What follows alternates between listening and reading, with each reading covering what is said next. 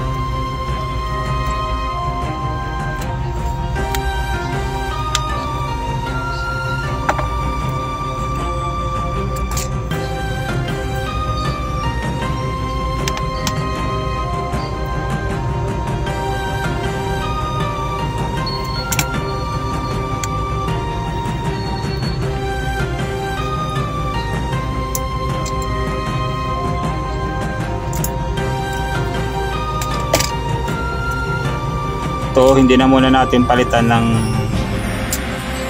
charging port kasi intact naman yung loob. Mukhang marumi lang yung mga pins niya, mukhang marumi lang. Kaya ang gagawin natin, lilinisin lang natin.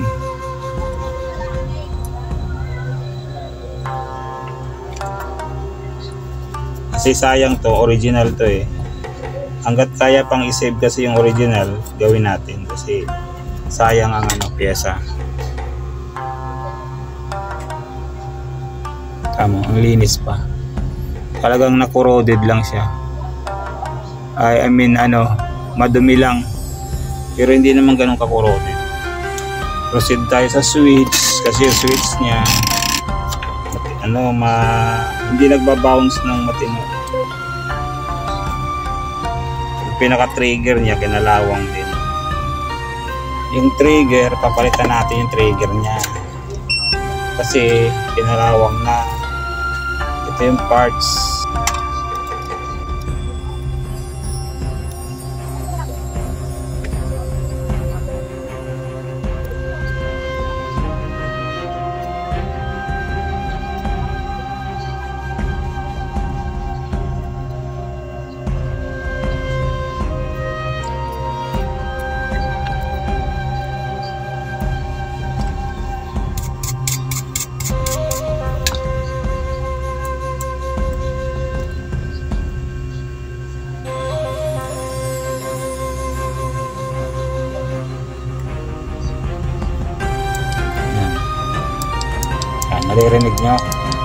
Naririnig nyo, di ba?